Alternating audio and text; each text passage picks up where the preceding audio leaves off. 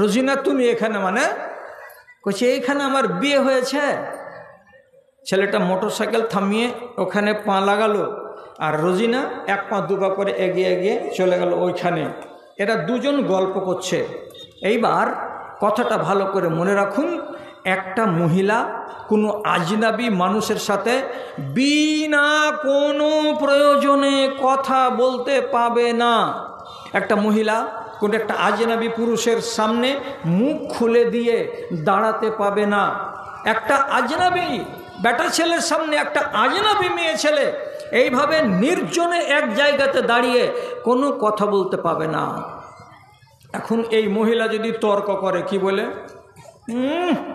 এত যদি কেউ গোড়ামি করে আর এত যদি কেউ মুন্সিগিরি দেখায় যে আমি আমার ক্লাসমেটের সঙ্গে একটা কথা বললাম তো সব জাত চলে যাবে, তাহলে এই নারীকে তালিম দিতে হবে কি বলে, তোমার পরিণাম খারাপ হতে পারে এটা বলে যদি তোমার জানের ভেতরে ভয় না থাকে, তাহলে বেহায়া হয়ে যাহা ইচ্ছা তাহা করো, তোমার জন্য পরিণাম ভালো আসবে নাহি মন্দ আসবে তার জন্য তুমি তৈরি থাকো। তো পরিণাম আসতে পারে না? রাসূলুল্লাহ কি সার্টিফিকেট দিলেন? ফাসনা মা শাইতা। তোমার যদি মন্দ পরিণাম বলে জানে ভয় না থাকে, তো তাহলে যেমন তাই করো। তাই করার মানে কি? তুমি নিজেকে জালিল করো, তুমি নিজেকে লাঞ্ছিত করো, তুমি নিজেকে বেইজ্জত করো, এর জন্য আর তোমার ঈমান দায়ী হবে না। কেন? তোমার গোড়াতেই ভুল হলো কি যে তুমি লজ্জা করলে না। কি পরিণাম দাঁড়াবে? যদি মা আবার দেখতে পাই বৌমা কোনো ছেলের সঙ্গে গল্প করছিল, তাহলে সন্ধ্যাবেলায় বেটাকে বলবে না, মহিদুর, হ্যাঁ গে মা, পুছ করতো বেটা, বহু কার সাথে গল্প করছিল, ও অনেকক্ষণ গল্প করলে, ঝাড়ঝাঁটা বন্ধ করে দিয়ে, গলি ঝাড় দেওয়া বন্ধ করে দিয়ে বেলা গড়িয়ে গেল, তখন পর্যন্ত দাঁড়িয়ে দাঁড়িয়ে দাঁড়িয়ে দাঁড়িয়ে গলিতে গল্প করলে। দেখুন মন্দ পরিণামের সূত্রপাত। স্বামীর মনে সন্দেহ জেগে গেল, কি এই তুমি কার সাথে গল্প করছিলে? আমার ক্লাসমেট ওখান দিয়ে যাচ্ছিল, আমাকে দেখেও বলল, কে রে তোর এখানে বিয়ে হয়েছে নাকি? বলে হ্যাঁ। এই তো কথা। তো বলছে মা যে বলছে অনেকক্ষণ ধরে গল্প হয়েছে। মার কথা বাদ দাও, এবার মা আর শাশুড়িতে লাগলো লড়াই। তুই ঝুট্টা কথা কেন কইছে? দিকে তুমি ঝুট্ঠি, তোমার 14 বংশ ঝুট্ঠি, আমি তো দুটা কথা বলেছি। তাহলে শাশুড়ি আর বউয়ে লাগলো। শাশুড়ি আর বউয়ের ঝগড়াতে মধ্যখানে দাঁড়িয়ে আছে কে? তো বেটা মাকে সাপোর্ট করবে না স্ত্রীকে সাপোর্ট করবে? শেষ পর্যন্ত ঝগড়াটার জল অনেক দূর গড়িয়ে চলে যাবে। আর অনেক দূর যদি গড়িয়ে চলে যায়, তাহলে হতে পারে এই নারীর কপালে কলঙ্ক আছে যে তুমি হলে বদচলনের নারী, বিয়ে হওয়ার পরে তুমি ক্লাসমেটের সঙ্গে 20 মিনিট কথা বলবা, তার মানে তোমার ভেতরে কি মন্দ জিনিস লুকিয়ে আছে।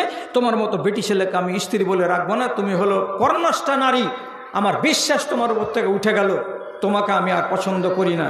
এই যে দানা বাঁধবে দিলের ভিতরে, 3 দিন পর 4 দিন পর ঘা বড় হবে, ঘা বড় হতে হতে হতে হতে আর একদিন হবে কি এই অবিশ্বাস, দুজনের সংসারে ফাটল ধরাবে। মহিলাকে তখন নিজের বাপের বাড়ি চলে যেতে হবে। এখানেই শেষ নয়, কতটি ঝগড়া আছে। বাটনা মাদ্রাসায় ফতোয়া যাবে, কি ছেলেটা ছেড়ে দিবে, কি করা যাবে? তো মোহর দিয়ে দিবে, তালাক দিয়ে দিবে, বাস হয়ে গেল। তখন কোর্টে যাবে, কোর্টে যেতে গেলে তাকে মাসে মাসে 7,000 টাকা করে টানতে হবে।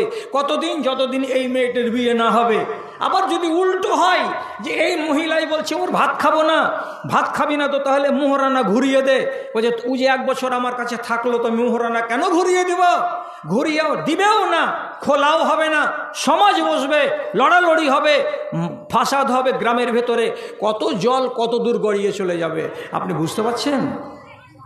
এই জন্য নবীজি আগেই সার্টিফিকেট দিয়ে বলেছেন, তোমাকে যদি লজ্জা না থাকে, অর্থাৎ তোমার পরিণাম কিছু ভয়ঙ্কর হতে পারে, এ কথার চিন্তা যদি মগজে না থাকে, তাহলে তোমার যেমন লাগে তাই করোগা।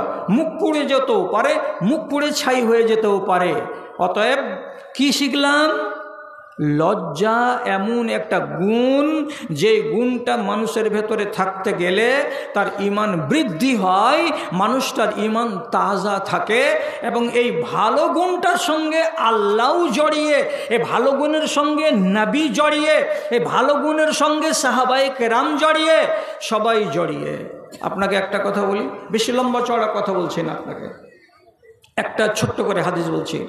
আল্লাহ তাআলা হায়া করেন না সহি হাদিস।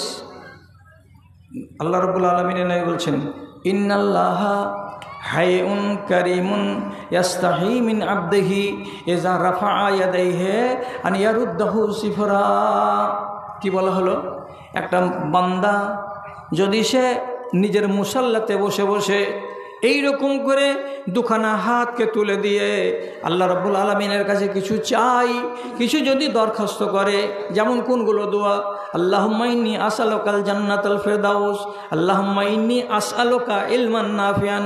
এই আসআলুকা কিংবা রব্বানা রব্বানা, এই যে রব্বানা রব্বানা বলে ডাকছে, কিংবা আসআলুকা আয় আল্লাহ আমি তোমার কাছে চাইছি, আল্লাহ তোমার কাছে চাইছি, এই বলে কোনো বান্দা যদি নিজের হাত দুখানাকে তুলে দিয়ে আল্লাহ রাব্বুল আলামিনের কাছে কিছু চাই, তো নবীজি বলছেন আমার আল্লাহ হলো অত্যন্ত লজ্জাশীল। আল্লাহ তাআলা বলছেন